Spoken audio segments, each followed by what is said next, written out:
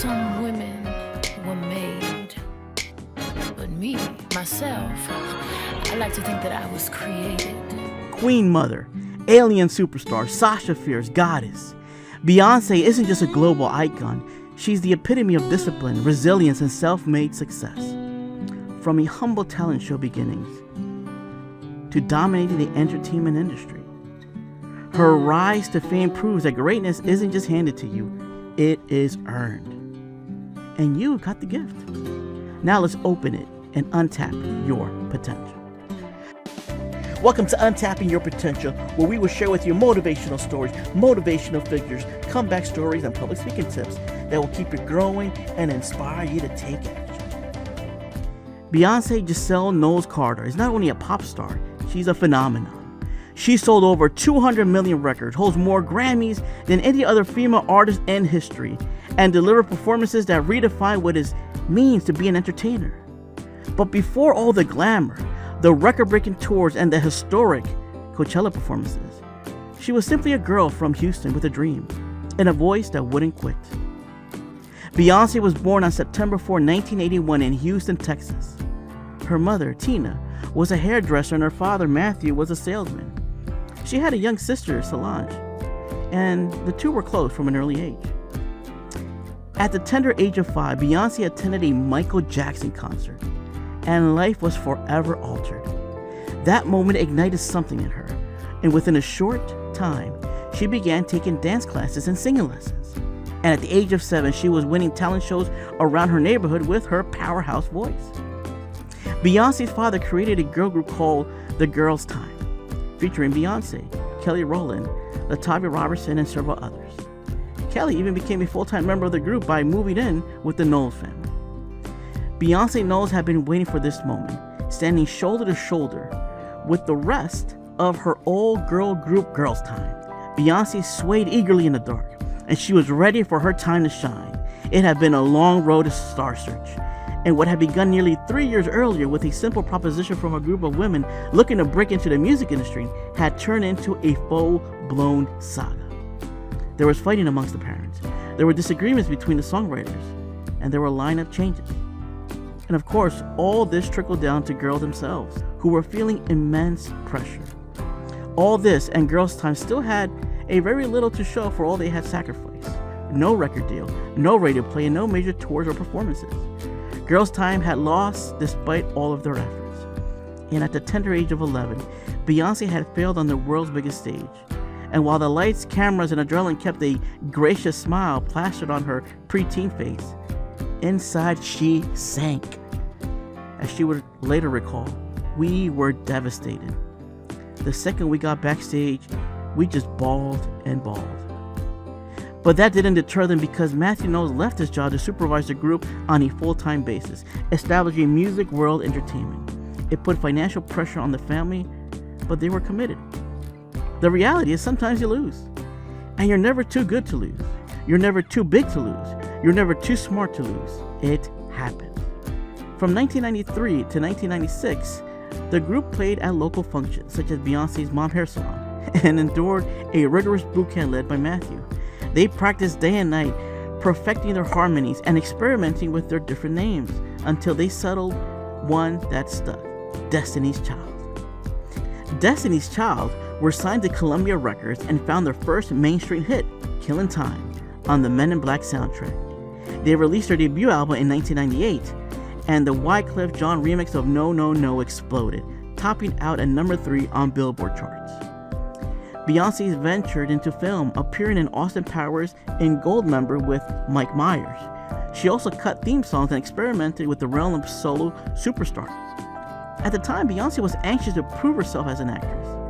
As Beyonce recounted in 2002, she auditioned twice. I read with Mike and just tried to be the straight guy, and when I left, I was convinced I wasn't going to get it, she told Newsweek. For her callback, she went back in wearing a Pam Grier-like catsuit, an afro wig, and had memorized every blaxploitation film ever made. Her fate was sealed. When Destiny's Child split, there was skepticism about whether Beyonce could truly succeed as a solo artist, or if she faded like many front women before her. Critics questioned if she had the range, the presence, or the it factor outside the group dynamic. However, Beyonce debuted with her first solo album, Dangerously in Love, Crazy in Love, and Baby Boy ruled the airwaves. She demonstrated she wasn't just a member of a group, she was a force unto herself. Beyonce is famous for dropping surprise projects like her self-titled album with zero promotion, letting the work speak for itself. But with everything rising so fast, something was bound to crack. Destiny's Child released their last album, Destiny Fulfilled, and embarked a farewell tour. In June 2005, after a concert in Barcelona, the group announced they were officially splitting up. Beyonce developed depression after Destiny's Child split up. This happened when former band member LaToya Luckett and Latavia Robertson were fired from the group. The pair were fired due to disagreements about management and creative control. This left her spending hours and days at a time alone in her bedroom, not eating, and refusing to see or speak to anyone. Thankfully, as of recently, with that controversial firing and the band's eventually split now behind her, many fans might want to know whether Beyonce is still friends with the members of Destiny's Child. Beyonce previously spoke about her lasting friendship with Roland and Williams in an interview for Harper Bazaar's September 2021 cover story. "My closest friends are brilliant women who run companies, are entrepreneurs, mothers, wives, and close families," she said at the time. Back to the 2000s, Beyonce stormed the summer of 2006 with the song Deja Vu, which included then-boyfriend Jay-Z and her sophomore studio album, B-Day. She followed the single with the top 20 hit Ring the Alarm, but Irreplaceable proved to be the one singer-songwriter most iconic song. 4 months following the celebration of their December 2009 engagement in Paris, Beyonce wed Jay-Z on April 4, 2008 in a small ceremony in Brooklyn, New York. Later that year, Beyonce released her third studio album, I Am Sasha Fierce, which gave birth to hits such as If I Were a Boy or Single Ladies. The later bop is the artist's most popular song in her entire repertoire to date.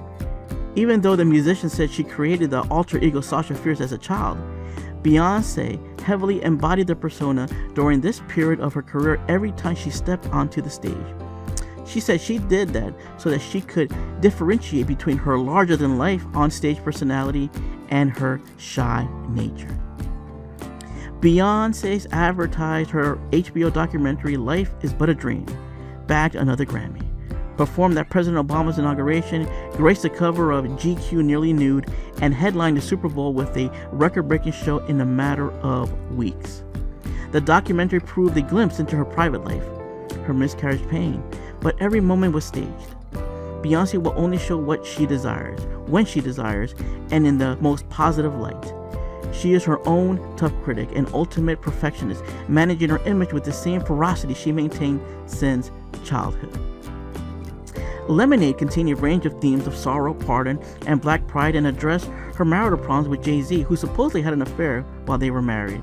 The project was a historic milestone for the artist, having entered at number 1 on the Billboard 200, becoming the first artist to have their first 6 albums entered at number 1 position in Billboard history. In her thank you notes on the album's renaissance, Beyonce thanks her husband and directly referenced the emotion Jay-Z felt during the scandal. "I know nobody's perfect, so I'll let you be. I'll let you be. It's the way you wear your emotions on both of your sleeves, till the face you make when I tell you what I had to leave." She sings on the track Plastic on the sofa. "We don't need the world's acceptance. They're too hard on me. They're too hard on you, boy." What is Queen Bee doing now? When Beyonce revealed her Cowboy Carter tour on the back of her record-breaking Grammy sweep in the early part of this year, the tour appeared poised to follow the success of her gigantic 2023 Renaissance World Tour. After Beyonce added a Las Vegas concert in March, Live Nation announced that the Cowboy Carter Tour had sold 94% of the tickets for all of the 2025 dates. "I can never be safe. I always try to go against the grain, and as soon as I accomplish one thing, I just set a higher goal. That's how I've gotten to where I am." Beyonce. Beyonce's rise isn't just a story of talent, it's a life lesson of self-discipline, vision, and subtle strength. She worked endless hours, fixated on every aspect, practicing until perfection. And when it's time to make noise, she doesn't speak about what she's going to do. She just released it and allows her work to speak for herself. So how do you actually apply these legendary Beyonce principles to your own life? 1. Obsess over your craft. 2. Own your identity and voice. And 3. Work quietly, win loudly. I don't like to gamble, but if there's one thing I'm willing to bet on, it's myself, Beyonce. Thanks for watching this video. How would you like to hear more motivational stories consistently? Do me a favor and support the channel by sharing and commenting below. And please make sure to like and hit that subscribe button to get the latest update. Soon, you will be on your way to feeling inspired.